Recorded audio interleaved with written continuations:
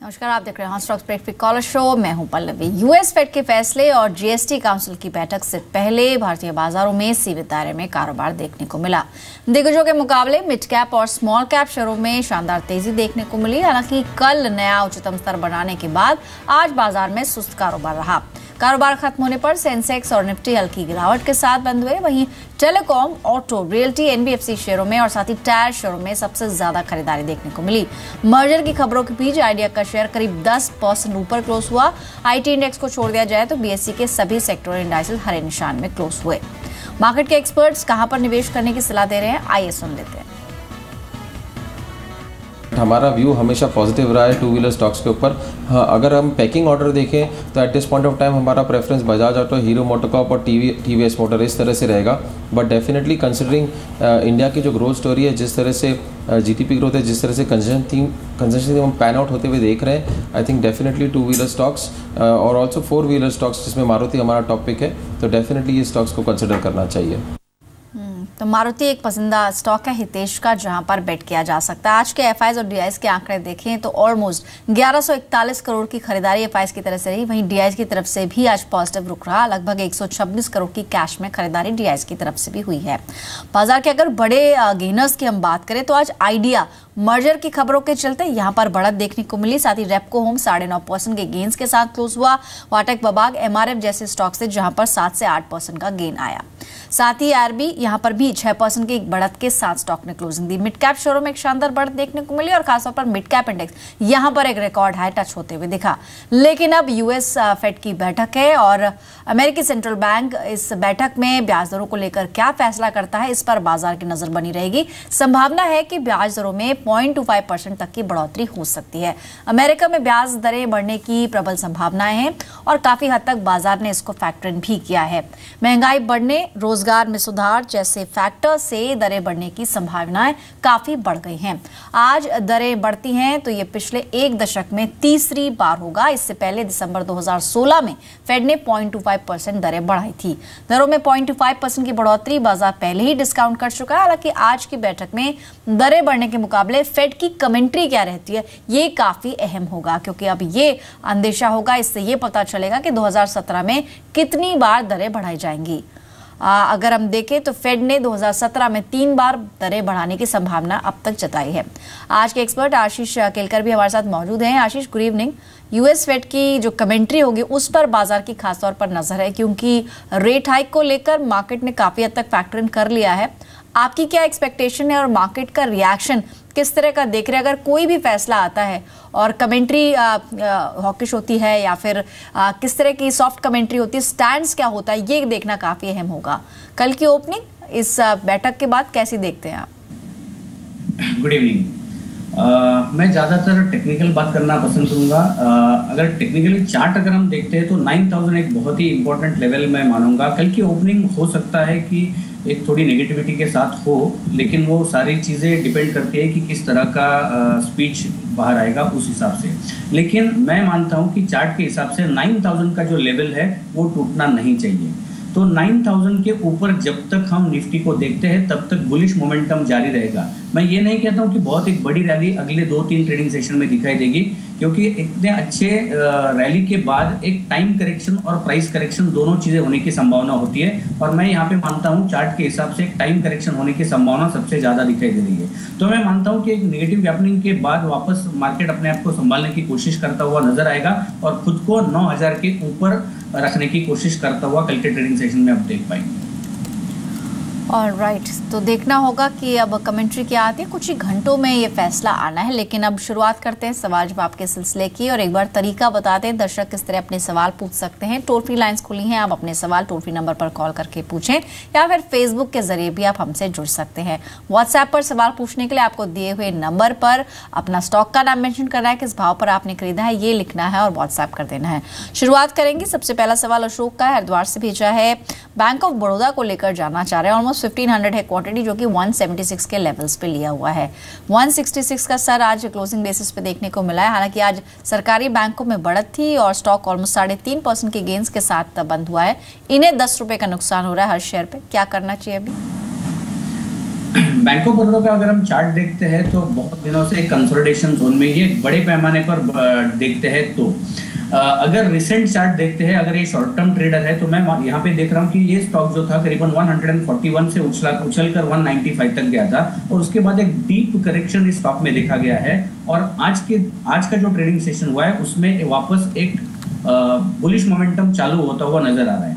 तो ये सारे बॉटम्स जो पिछले 1.5-2 महीने में बने हैं वो अगर मैं कनेक्ट करके एक ट्रेंड लाइन ड्रॉ करता हूँ तो ये जो उछला है एग्जैक्टली बॉटम से उछल के ऊपर आता हुआ नजर आ रहा है।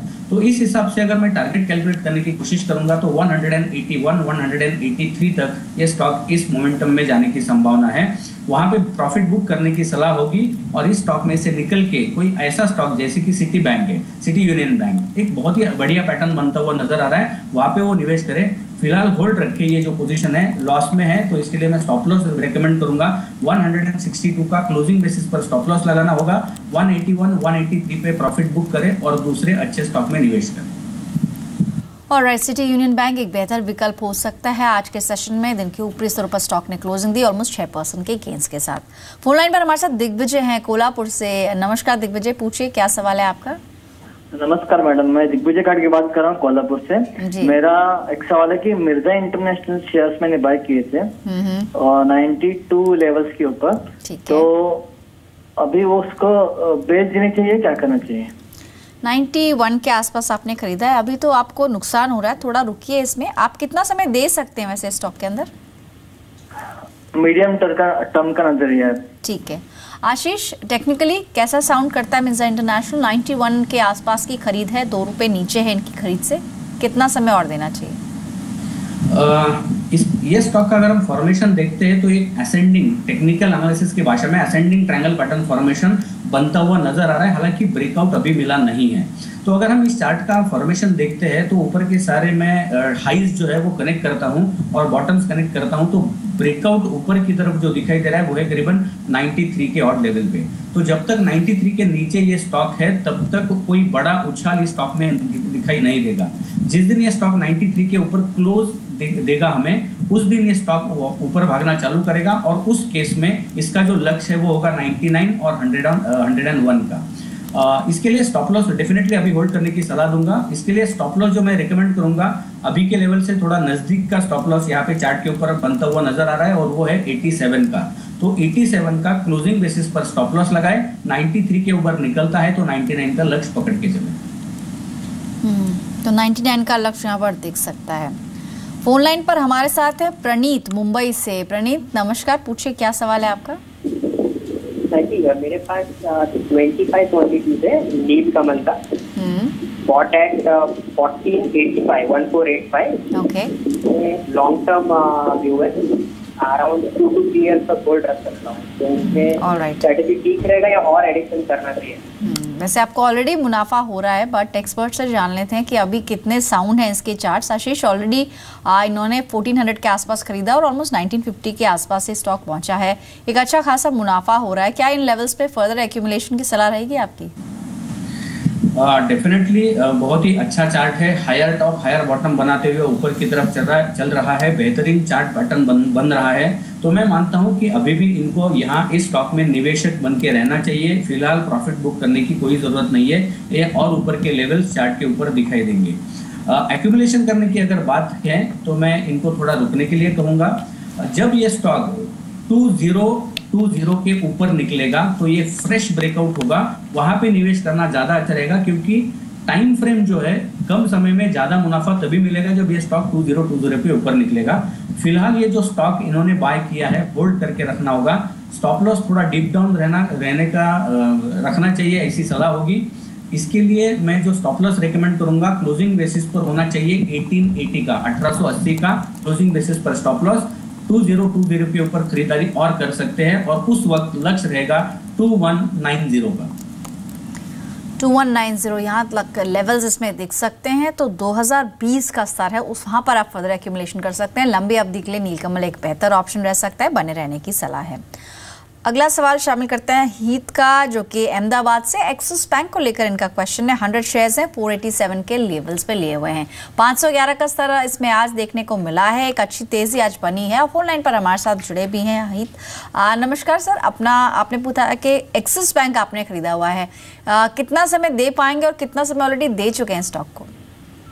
मैंने एक डेढ़ महीना दिया है और मैं और एक महीना दे सकता हूँ। ऑलराइट आशीष, ऑलमोस्ट 1.5 महीना हो चुका है खरीद को और नेक्स्ट 1.5 मंथ्स के लिए आपसे जानना चाह रहे हैं क्या टारगेट्स आप सजेस्ट करेंगे इन पे एक्सिस बैंक को लेकर?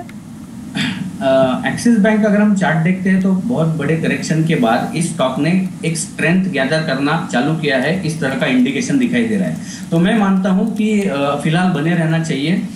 पिछले 12 या 13 ट्रेडिंग सेशंस अगर हम देखते हैं तो एक सीमित दायरे में कारोबार होता हुआ नजर आ रहा है इस स्टॉक में। ऊपर का जो लेवल है वो है 530 का और नीचे का जो लेवल है इस दायरे का वो है 500 रुपए का। सो 500 और 530 के बीच में ऑसिलेट होता हुआ नजर आ रहा है ये स्टॉक। जब तक ये 530 के नीचे है तो बहुत बड़ा उछाल नहीं आएगा।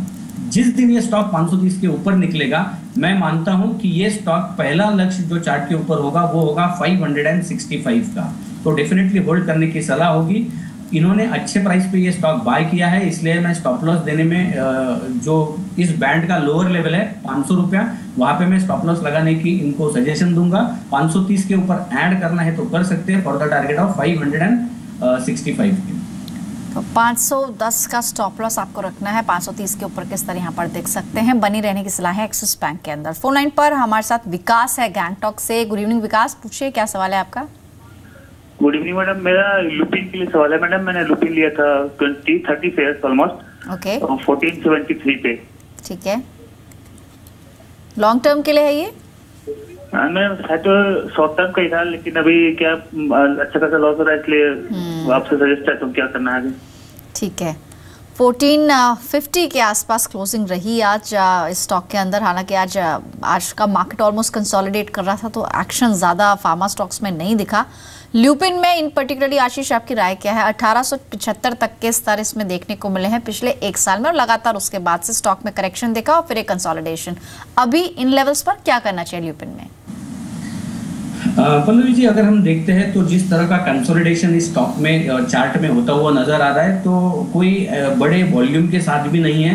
तो इस तरह का जब चार्ट होता है वो इनडिसाइसिव होता है। वापस कब बुलिश मोमेंटम चालू होगा इसके उसका कोई इंडिकेशन भी चार्ट के ऊपर नहीं है। तो मैं मानता हूं कि यहाँ पे जो थोड़ा लॉस हो रहा है वो लॉस बुक करने की मेरी सलाह होगी।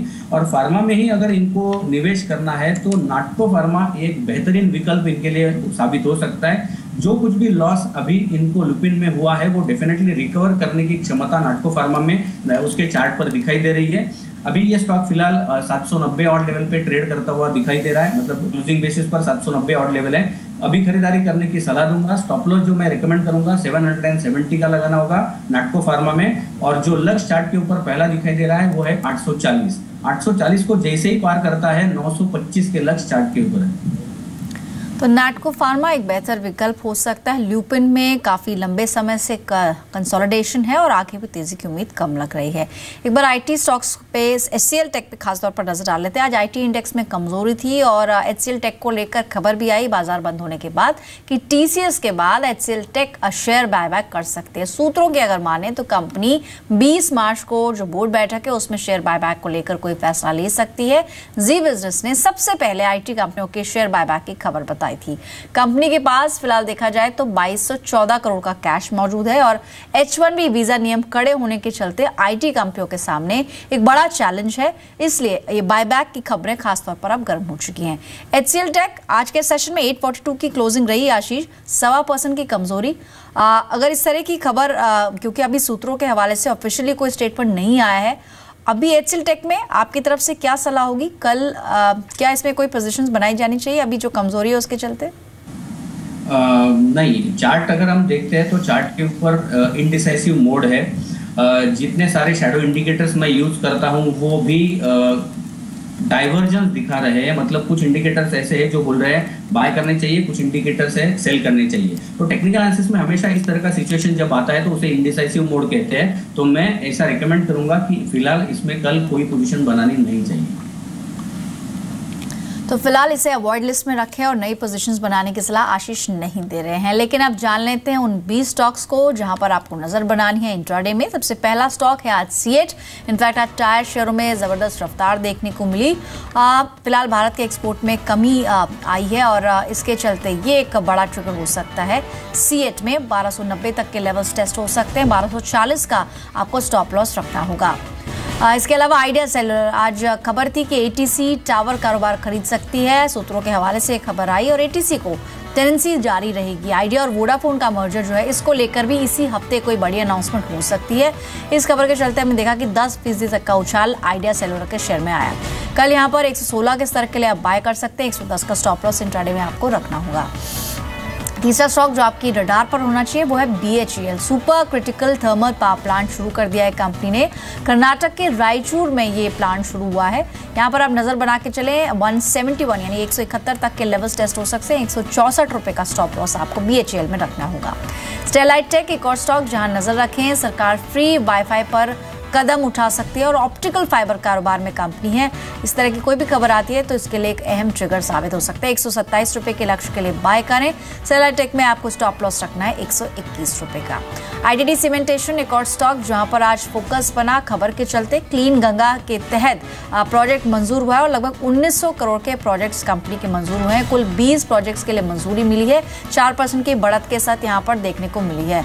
तो आईटीडीसी सीमेंट में 160 रुपए के लक्ष्य के लिए बाय करें। 153 तक के स्टॉप लॉसेस यहां पर आप रख सकते हैं। इसके अलावा एक बड़ी खबर आ रही है। कैबिनेट की बैठक में कुछ अहम फैसले हुए हैं। सबसे अहम फैसला, केंद्रीय कर्मचारियों के महंगाई भत्ते में बढ़ोतरी हुई है। लगभग 50 लाख केंद्रीय कर्मचारियों को इसका सीधा सीधा फायदा होगा और 1 अप्रैल 2017 से ये सभी फैसले लागू होंगे। आईटी पब्लिक प्राइवेट बिल को भी मंजूरी इस कैबिनेट में आज मिली है। तो कई अहम फैसले इस कैबिनेट की बैठक के बाद। महंगाई भत्ते में 2% की बढ़ोतरी की गई है। सेंट्रल गवर्नमेंट एम्प्लॉयज को इसका फायदा पहुंचेगा। महंगाई भत्ते में 2% की बढ़ोतरी 1 अप्रैल से लागू होगी। इसके साथ ही कुछ और अहम फैसले जो इस कैबिनेट की बैठक में लिए गए वो आपको बता दें। महंगाई भत्ते में 2% की बढ़ोतरी, साथ ही साथ कुछ और अहम आईटी पब्लिक और प्राइवेट बिल को भी मंजूरी मिली। और क्या अपडेट से आलोक प्रियदर्शी हमारे साथ मौजूद है फोन लाइन पर। आलोक, कई बड़ी अनाउंसमेंट्स आई हैं और सबसे पहले अगर देखा जाए तो जिस तरह से महंगाई भत्ते में 2% की बढ़ोतरी हुई है, सेंट्रल गवर्नमेंट एम्प्लॉयज के लिए एक बहुत बड़ा तोहफा होगा। जी बिल्कुल, देखिए ये सरकारी कर्मचारी और जो पेंशन भोगी हैं उनके लिए राहत की खबर है। 2% दिए एक हाइक का सरकार ने यहाँ पर फैसला किया है और जाहिर सी बात है इससे जो 50 लाख कर्मचारी और 58 लाख जो पेंशनर्स हैं उनको फायदा होगा। और हालांकि मांग ज्यादा कर रहे थे, 4% की मांग की जा रही थी, लेकिन सरकार ने 1 जनवरी से 2% हाइक का फैसला किया है। इससे पहले भी 2% हाइक हो चुका है और ये कुल मिलाकर देखें तो जो 7th पे कमीशन के बाद जब वो टोटल डीए को मर्ज कर दिया गया था बेसिक में, उसके बाद से ये दूसरी बार 2% की बढ़ोतरी है। तो इस 2% बढ़ोतरी से जाहिर सी बात है कि जो सेंट्रल गवर्नमेंट के एम्प्लॉई हैं उनको फायदा होगा, पेंशनर को फायदा होगा। शुक्रिया आलोक बताने के लिए तमाम अपडेट। तो कैबिनेट की बैठक में सबसे अहम फैसले, जैसे आलोक ने बताया कि करीब 50 लाख सेंट्रल गवर्नमेंट एम्प्लॉयज होंगे जिनको इसका सीधा फायदा पहुंचेगा और साथ ही आईटी पब्लिक प्राइवेट बिल को भी इस कैबिनेट की बैठक में मंजूरी मिली है। आशीष, अगर हम बात करें इस पर्टिकुलर खबर की तो सीधा सीधा कंजम्पशन इससे बूस्ट होगा और जिस तरह से 2% महंगाई भत्ते में बढ़ोतरी हुई है, कोई स्पेसिफिक स्टॉक आपके दिमाग में आता है जिसको इसका फायदा पहुंच सकता है, जिसमें वाइट गुड्स शामिल हो सकते हैं, व्हर्लपूल, वोल्टास जैसी कंपनियां जिसको इस खबर का फायदा हो सकता है? अगर इनमें से किसी स्टॉक को अगर देखना है तो मैं गोदरेज कंज्यूमर प्रोडक्ट, ये गोदरेज कंज्यूमर जो स्टॉक है उसको मैं रेकमेंड करना चाहूंगा यहाँ पे, क्योंकि ये जो चार्ट है पिछले कुछ ट्रेडिंग सेशन में अगर हम देखते हैं तो consistently higher top higher bottom बनाते हुए ऊपर की तरफ चल रहा है, तो ये एक अच्छा विकल्प साबित होगा। और अभी अभी इस स्टॉक ने जो करेक्शन दिया है करीबन 1740 से लेके ये स्टॉक 1580 तक नीचे आया था और यहाँ से यू टर्न लेते हुए नजर आ रहा है और ये जो यू टर्न लिया है अप ट्रेंड को रिस्पेक्ट करके ये वापस ऊपर जा रहा है, तो एक अच्छा स्टॉक साबित हो सकता है। हालांकि आज एक मामूली ट्रेडिंग हुआ है इसमें, लेकिन मैं मानता हूं कि अगले कुछ ट्रेडिंग सेशन में अच्छा ऊपर जाने की संभावना है। पहला लक्ष्य जो चार्ट के ऊपर दिखाई दे रहा है वो है करीबन 1720 रुपए का, तो फिलहाल खरीदी करके हम निकल सकते हैं यहाँ से। इसके लिए मैं स्टॉप लॉस जो रेकमेंड करूंगा 1630 रुपए का होगा और 1720 का लक्ष्य चार्ट के ऊपर दिखाई दे रहा है।